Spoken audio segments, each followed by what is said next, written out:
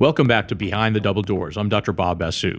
So we're hearing a lot about lip lifts, also known as a surgical lip lift, also known as a bullhorn lip lift. This is a really small procedure. I'm doing this in almost 80 to 90% of my face and neck lifts. And I tell my patients that let's say you decide not to do a surgical face and neck lift, and the only thing you decide to do is a surgical lip lift, you're going to look younger, because this is a perfect example of a little procedure that makes a big, big, big improvement. So what's this all about? So as we age, the distance from your nose to your lip gets longer.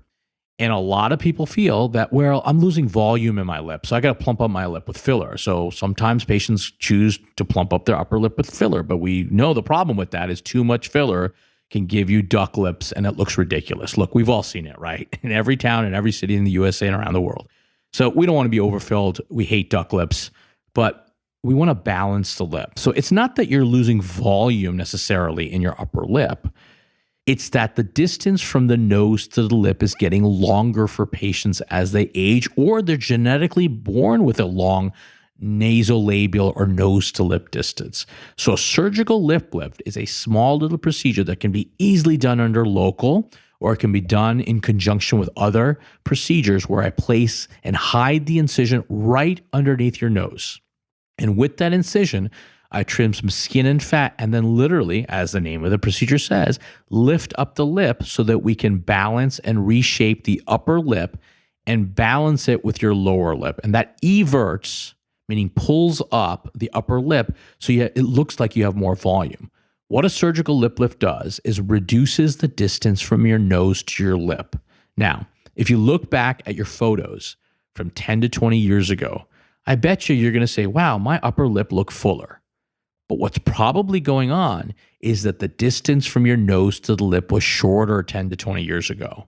So as we age, that distance gets longer. And for some patients, it gets longer faster. For others, it doesn't.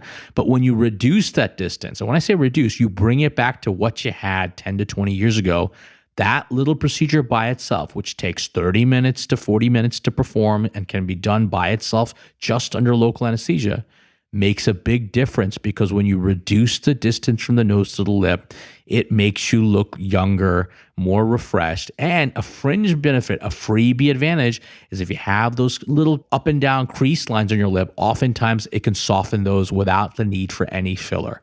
So surgical lip lift is a great little procedure to yield a big result. So if you opt for a surgical lip lift by itself, the recovery is fairly quick. You can go back to work the next day.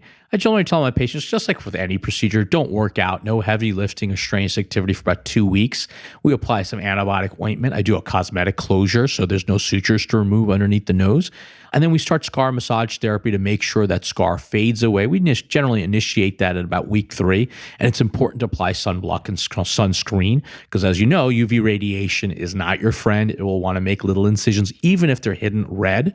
But the wonderful thing is with a surgical lip lift, that little incision line is hidden underneath the shadow line of your nose. So the scar line is very, very forgiving. So where's the incision placed? Take your finger and place it underneath your nostrils, okay? Do you feel that you got a little groove right there underneath your nostril on the side of your nose, which is called the alar base?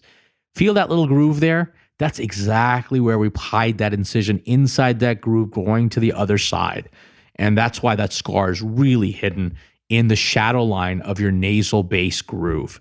That allows that scar to really fade away fast. Because remember, when you place incisions in natural body crease lines, those scars are hidden and they fade away real fast. So are there non-surgical alternatives to lip lift? There are. I mean, you can consider some fillers to plump up the upper lip. The advantage of fillers are that if you use a hyaluronidase filler, there's a reversal agent. So if you don't like it, you can reverse it. The downside of fillers is it's something you have to do every year or every 12 to 18 months, depending on the product. But sometimes with fillers, you have to keep plumping it up to get the desired effect. And the fillers are only volumizing your upper lip, camouflaging the distance between your nose to your lip. It's really not reducing the nasolabial or nose to lip distance. So fillers are really camouflaging the problem. It's not correcting the problem. So I think a surgical lip lift, again, very small procedure yielding a really big result.